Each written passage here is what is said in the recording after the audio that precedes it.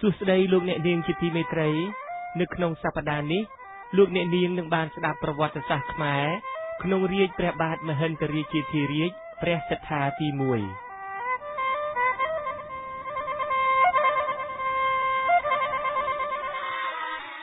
ក្រោយពីព្រះបាទមហិន្ទរាជាធិរាជជាព្រះបិតាទ្រង់សោយទីវង្គតទៅព្រះសត្ថាដែលជាព្រះរាជបុត្រច្បងរបស់ព្រះអង្គទ្រង់ឡើងសោយរាជស្នងនៅរាជធានីលង្វែក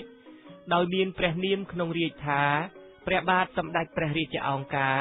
ព្រះបរមមហិន្ទរាជារាមាធិបតីដែលប្រវត្តិវិទូខ្លះនិយមហៅថាព្រះសត្ថាទី1នៅភាគខាងដើមរាជរបស់ព្រះអង្គនៅឆ្នាំ1580ក្នុងពេលដែលព្រះរាជាភូមាលើកទ័ពមកវាយក្រុងអយុធ្យាម្ដងទៀត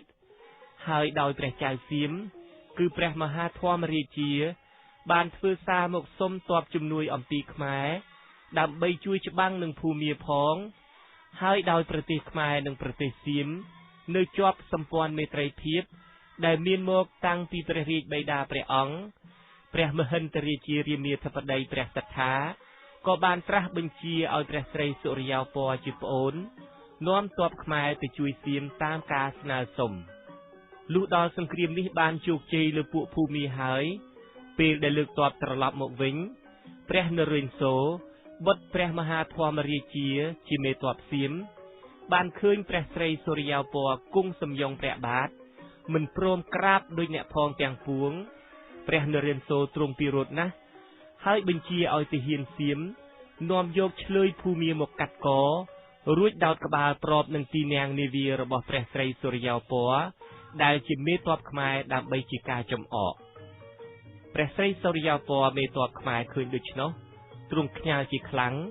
មួយចំណែកទៀតដោយបានឃើញថាព្រះនរេន្ទសូរបានទៅកេណ្ឌទ័ពនៅលើទឹកដីខ្មែររំលងសន្យាព្រះរាជមេត្រីផងទ្រង់ពំនាំដំណឹងនេះមកទូលថ្វាយព្រះមហិន្ទរាជាព្រះសត្ថាជាព្រះជេដ្ឋាឲ្យទ្រង់ជ្រាបប្រហែលឆ្នាំ1581ខ្មែរបានលើកទ័ពទៅវាយរំដោះយកខេត្តនគររាជសីមាច័ន្ទបុរីនិងនគរនាយកប៉ុន្តែសៀមបានវាយដណ្ដើមយកខេត្តនគររាជសីមាបានទៅវិញនៅឆ្នាំ1582នៃគ្រិស្តសករាជក្រោយនោះមិនយូរប៉ុន្មានព្រះរាជាភូមាបានលើកទ័ពមកវាយលុកក្រុងអយុធ្យាប្រទេសសៀមម្ដងទៀតឆ្លៀតពេលនោះខ្មែរក៏លើកទ័ពទៅវាយយកខេត្តខ្មែរខាងលើមកវិញប៉ុន្តែដោយមានដំណឹងថាព្រះភគវតីជាព្រះអគ្គមហេសីទ្រង់ប្រឈួនខ្លាំងព្រះសត្ថាក៏ទ្រង់លើកទ័ពត្រឡប់មកក្រុងលង្វែកវិញបើតាមឯកសាររាជពង្សាវតារថាឆ្នាំ1584ព្រះនរេន្ទសូរស្ដេចសៀមដែលបានឡើងសោយរាជស្នងព្រះបិតាមហាធម្មរាជាបានលើកទ័ពយ៉ាងធំដែលមានកម្លាំងរេពុល 100,000 នាក់ដំរី 3,000 សេះ 5,000 មកលុកលុយប្រទេសកម្ពុជាទ័ពសៀមនេះបានវាយលុកចូលមករហូតដល់រាជធានីលង្វែកហើយព័ទ្ធបន្ទាយលង្វែកនេះអស់រយៈពេល3ខែប៉ុន្តែវាយកបន្ទាយលង្វែកដែលមានរបងជាគុំឫស្សីយ៉ាងក្រាស់នោះមិនបានដោយខ្វះស្បៀងអាហារសម្រាប់ទ័ពផងនិងដែលមានជំងឺឆ្លងរាតត្បាតស្លាប់រេពុលអស់ជាច្រើនផងព្រះចៅនរេន្ទសូរស្ដេចសៀមក៏ដកទ័ពថយទៅវិញប៉ុន្តែមុននឹងត្រឡប់ទៅវិញ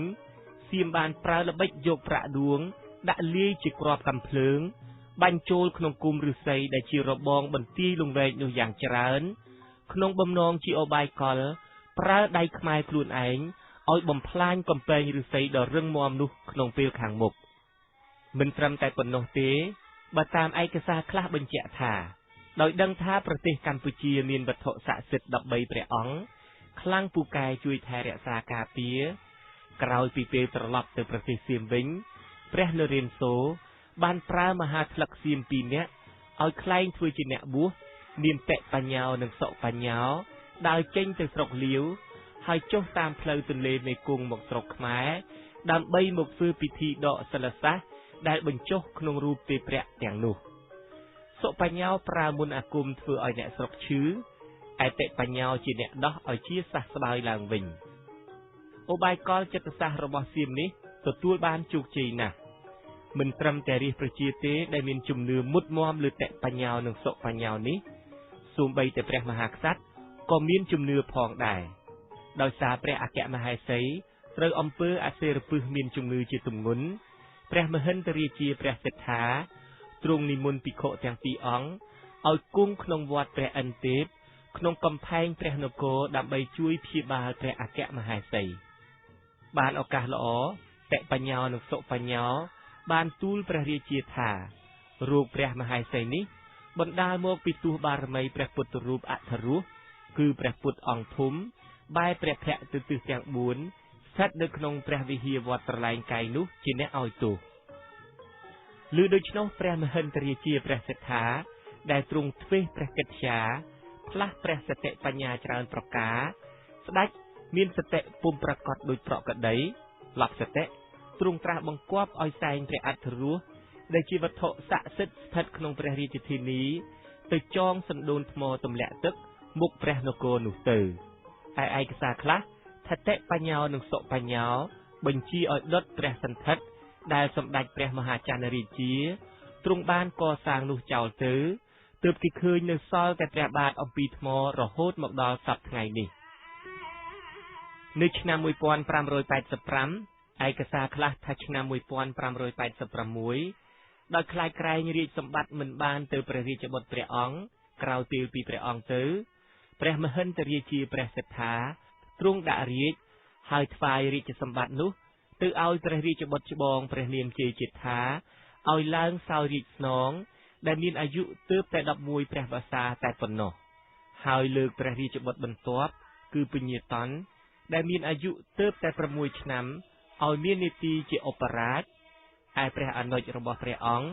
គឺព្រះស្រីសុរិយោពណ៌ដែលមានរាជនិងមន្ត្រីគោរពស្រឡាញ់យ៉ាងច្រើនទ្រង់តែងតាំងនីតិជាព្រះឧបយោរាជឯខ្លួនព្រះអង្គផ្ទាល់ទ្រង់យកនីតិជាព្រះឧបយោរាជានុសិទ្ធហើយអំណាចត្រូវនៅក្នុងកណ្ដាប់ដៃរបស់ព្រះអង្គទាំងអស់អំពើរំលាយព្រះដែលជាទីសក្ការៈបូជារបស់ប្រជារាស្ត្រទូទៅនឹងការប្រគល់រាជសម្បត្តិនគរឲ្យទៅព្រះរាជបុត្រដែលនៅជាកុមារដូច្នេះនាំឲ្យមានការមិនសប្បាយចិត្តពីសំណាក់ព្រះរាជវង្សានុវង្សនិមឺនសពមុខមន្ត្រីជាច្រើនអ្នកទាំងអស់នោះមិនសូវយកចិត្តទុកដាក់នឹងកិច្ចការរាជការឡើយប្រការនោះនាំឲ្យភាពចលាចលអសន្តិសុខកើតមានគ្រប់ទីកន្លែងនៅក្នុងព្រះនគរ